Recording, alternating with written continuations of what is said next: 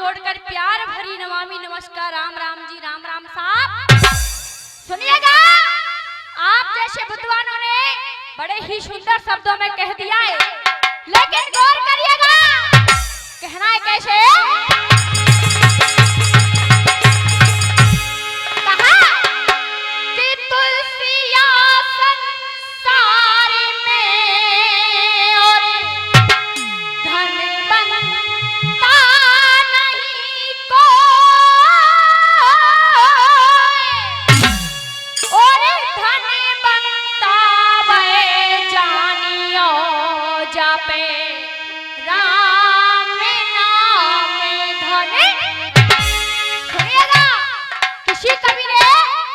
छोटी सी भवानी में बड़ी ही प्यारी बात लिखी है, लेकिन गौर करिएगा कहना है कैसे।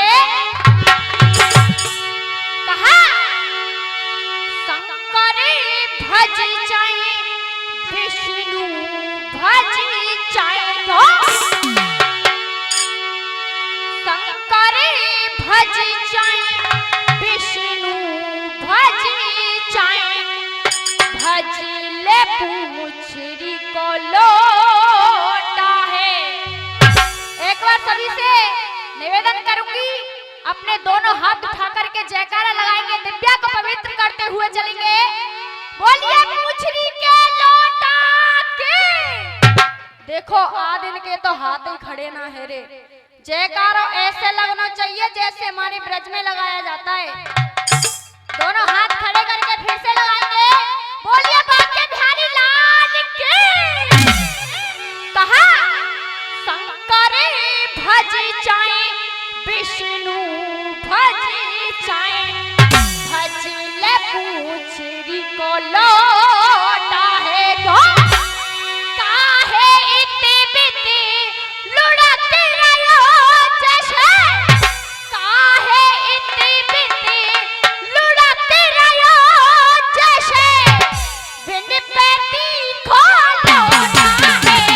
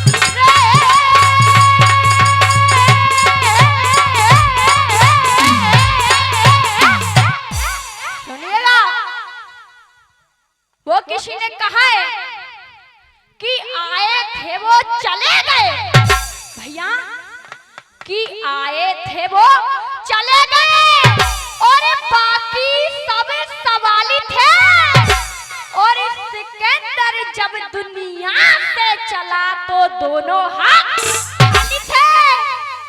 ऐसा कोई प्रसंग नहीं है, ऐसी कोई शेष कथा नहीं है जो कि आपने अपने कानों द्वारा दो चार बार ना सुना हो। लेकिन दादाजी, कवियों की कविताएं और गाने वाले के ढंग कुछ अलग अलग हुआ करते हैं। मेरा जिक्र, मेरी कथा, मेरा प्रसंग, मेरा भजन उस समय का है। हाँ जी, कमेंट ही आ रहे हो, सुनिएगा। रानी द्रौपदी, पांचों पांडव जंगल में 12 वर्ष का वनवास व्यतीत कर रहे। एक दिन पांचों पांडव वन में घूमने के लिए चले जाते हैं। उसी रास्ते से वो सिंध देश का राजा पापी जयद्रथ आता है।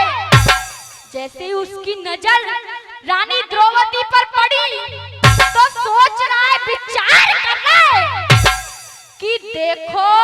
नार का अपने भैया कि देखो रूप नार का अपने और चमकती चंद उजारी है और के तो इंद्र परी कोई आई के देवन की नारी है। सो पहुंचो भूप पास बाला के भैया सो पहुंचो भूप पास बाला के और ऐसे गिरा सुनाई और तू कौन कहां से आई। वो पापी जयद्रथ रानी द्रौपदी के पास में पहुंच जाता है। रानी द्रौपदी ने देखा तो उनका बड़े ही प्रेम से सम्मान कर रही है कि आसन दियो डाल पहला चाचा जी कि आसन दियो डाल भूप को आदर किया और द्रौपदी सुता ने भेद सब अपनो किया। सो कहने लगी समझाए रानी द्रौपदी कह रही है सो कहने लगी समझाए और पांचों पति पांडवा मेरे रहे बनवास बिताए। सो भोजन करो प्रेम से रानी द्रौपदी कहने लगी महाराज कि भोजन करो प्रेम से राजा रानी ऐसे कही। और सुनिएगा जब इतने शब्दों को पापी जयद्रथ ने सुना तो रानी द्रौपदी से कह रहा है और क्या कह रहा है कहा कि अब आई साच पति तेरे और पांच शरण नाय तो क्यों पाए रही कष्ट